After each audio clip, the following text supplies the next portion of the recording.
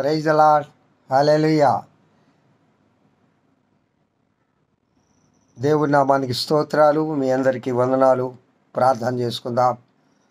మహోన్నతుడా, పరిశుద్ధుడా యేసయ్య, మీ బలమైన ఘనమైన ప్రభు అయిన యేసుక్రీస్తు నామమునకు స్తుతి స్తోత్రములు చెల్లిస్తున్నాను తండ్రి. ప్రభువా, ఈ 2వ తేదీ 5వ నెల 23వ సంవత్సరంలో మమ్మల్ని ప్రవేశపెట్టారు ప్రభు. ఈ దినాన్ని కూడా ప్రభువా మాకు గిఫ్ట్గా అనుగ్రహించారు.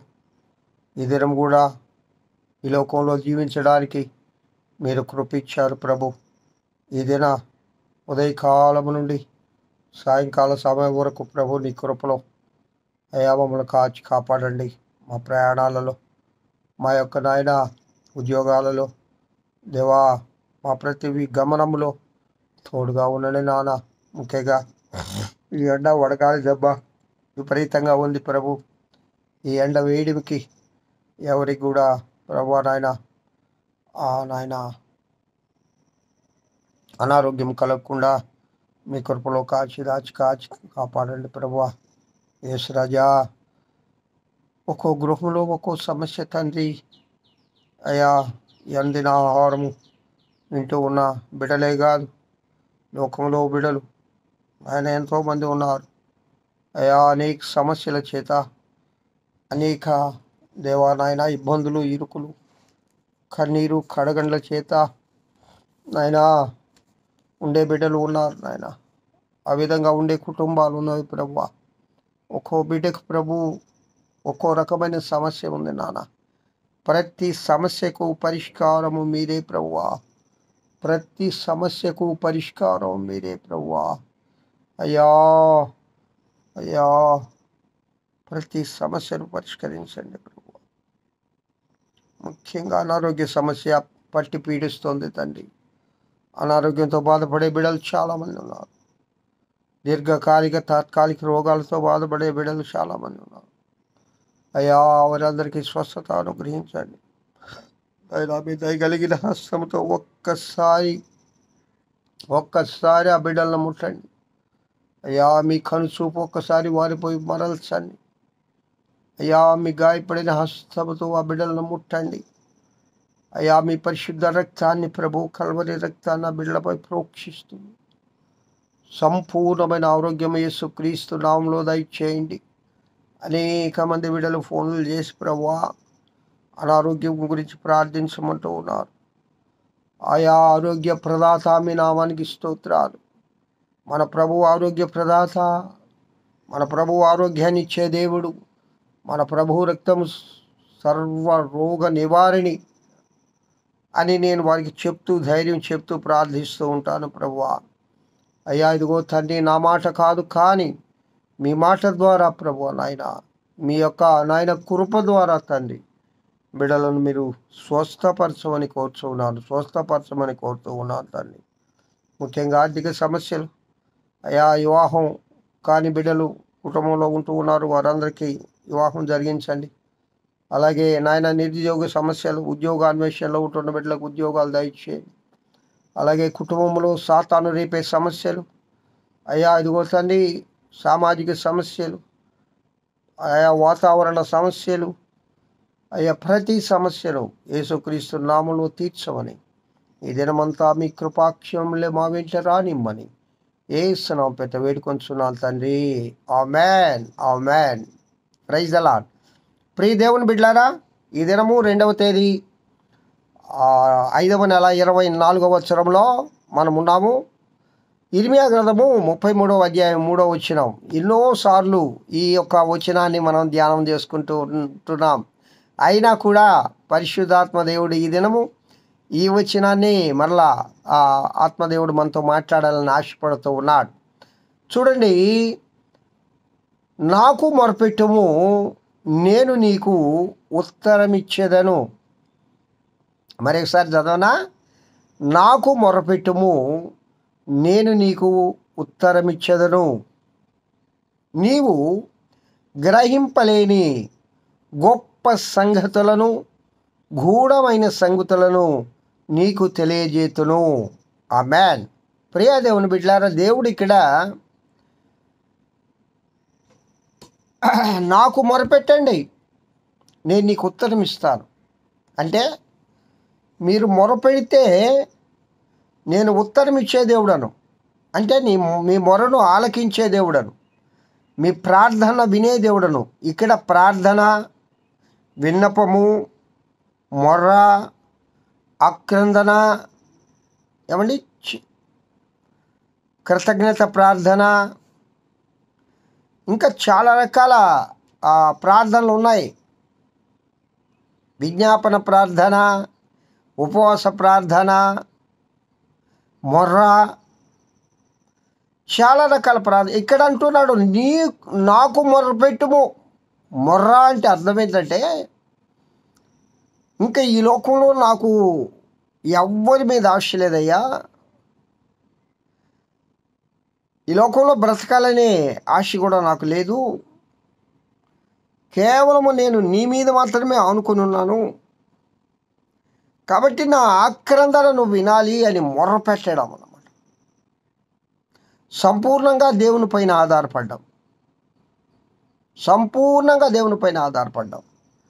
నీవు నాకు మొరపెట్టుము, నేను నీకు ఉత్తరం ఇచ్చేదను. నీవు గ్రహింపలేని గొప్ప సంగతులు. లోక సంబంధంగా ప్రియులారా, నేను జ్ఞానవంతుణ్ణి, నాకు అన్నీ తెలుసు అనుకుంటున్నావేమో కానీ అసలు నీకేం తెలియదని ప్రభు అంటున్నాడు.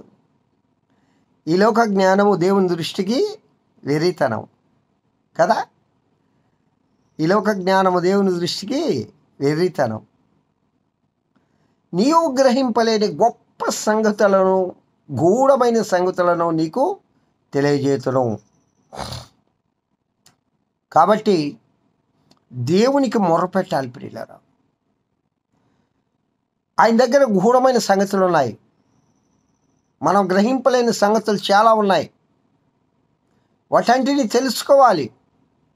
జ్ఞానవంతుడేట తెలుసుకోవాలి అనుకొని నిత్యము అన్వేషిస్తూ ఉంటాడంట, ఏదైనా కొత్త విషయం తెలుసుకోవాలని. మూఢుడట లేక బుద్ధిహీనుడు నాకు అన్నీ తెలుసు అని చేతులు ముడుచుకొని కూర్చుంటాడంట. అంటే నాకంటే జ్ఞానవంతుడు లేడు అని. ఇర్మియా గ్రంథం 29వ అధ్యాయం 12వ వచనంలో కూడా మరొక మాట అంటాడు, మీరు నాకు మొరపెట్టునేని, మీరు నాకు ప్రార్థన చేయుచు ఒత్తురేని, నేను మీ మనవి ఆలకింతును. మీరు నాకు మొరపెట్టునేని, మీరు నాకు ప్రార్థన చేయుచు ఒత్తురేని, నేను మీ మనవి ఆలకింతును అంటాడు. కాబట్టి మన దేవుడు ప్రార్థన వినే దేవుడు కదా. ప్రార్థన వినేడి పావనుడా, ప్రార్థన మాకు నేర్పుమయా, ప్రార్థన వినేడి పావనుడా, ప్రార్థన మాకు నేర్పుమయా. ప్రియులారా, చూశారా, మన దేవుడు ప్రార్థన వినేడి పావనుడు. చూడండి, నా భక్తుడు దేవుడికి ఎంత మంచి మాట. ప్రార్థన వినేడి పావనుడా, ప్రార్థన వినే దేవుడు మన దేవుడు. ఏలైనగా మనము ఆయనను మొరపెట్టినప్పుడెల్లా మన దేవుడైన యెహోవా మనకు సమీపముగానున్నట్లు, మరి ఏ గొప్ప జన్మనకు ఏ దేవుడు సమీపముగా ఉన్నాడు. ద్వితీయోపదేశకాండం 4:7లో మోషే గారు అంటారు, మనము ఆయనకు మొరపెట్టినప్పుడల్లా మన దేవుడైన యెహోవా మనకు సమీపంగా ఉన్నాడు. ఆ విధంగా ఈ లోకంలో ఎవరికైనా వాళ్ళ దేవుడు సమీపంగా ఉన్నాడా అంటే అనుభవపూర్వకంగా చెప్తున్నాడు. ముఖాముఖిగా దేవునితో మాట్లాడిన అనుభవం, దేవునితో సహవాసం చేసిన అనుభవం, దేవునితో నివసించిన అనుభవంతో మోషే గారు అనుభవపూర్వకంగా పలికే మాట. ప్రియులారా, ఆపత్కాలమున నీవు నన్ను గూర్చి మొరపెట్టుము, నేను నిన్ను విడిపించేదను, నీవు నన్ను మహిమపరచెదవు. సంకీర్తన 50వ అధ్యాయం 15వ చరణంలో కాబట్టి ప్రియ దేవుని బిడ్డలారా, ప్రార్థన చేయడం నేర్చుకోండి, మొరపెట్టడం నేర్చుకోండి. దేవుని సన్నిధిలో నీకే సమస్య వచ్చినా లోకం దగ్గరికి వెళ్ళకాకండి, పక్క వారి వరకు ముందు వారి దగ్గరికి వెళ్ళగాకండి. ఆపత్కాలములో నమ్ముకున్న దగ్గర దేవుడు మన దేవుడు.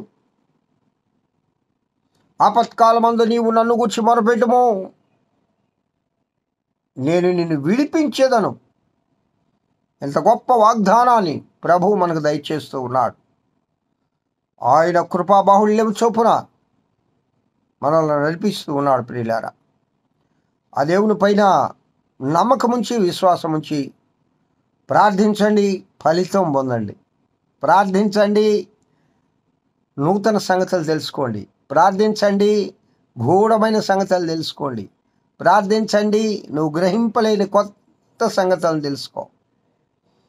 ప్రార్థించు, విడుదల పొందు. దేవుడి వాక్యం దీవించుగాక. ప్రభు స్తోత్రాలు. వాక్యమైన వీళ్ళందరినీ దీవించమని యేసు నా పేట వేడుకొచ్చున్నాను తండ్రి. ఆమేన్. తండ్రి అయిన దేవుని నుండి, కుమారుడైన యేసుక్రీస్తు నుండి, పరిశుద్ధాత్మని నిత్య సహవాసం వాక్యం వింటున్న బిడ్డలందరికీ, సర్వలోక పరిశుద్ధులకు, సార్వత్రిక సంఘానికి ఇప్పుడు ఎల్లప్పుడు సదాకాలం తోడై నడిపింపబడునుగాక. ఆమేన్, ఆమేన్. Praise the Lord. Have a good day. ఈ దినమంతా ఆయన కృపాక్షేమములే మేట వచ్చునుగాక. సియోనులో నుండి నా ప్రభువు మిమ్మల్ని ఆశీర్వదించునుగాక. ఆమేన్. హల్లెలూయా.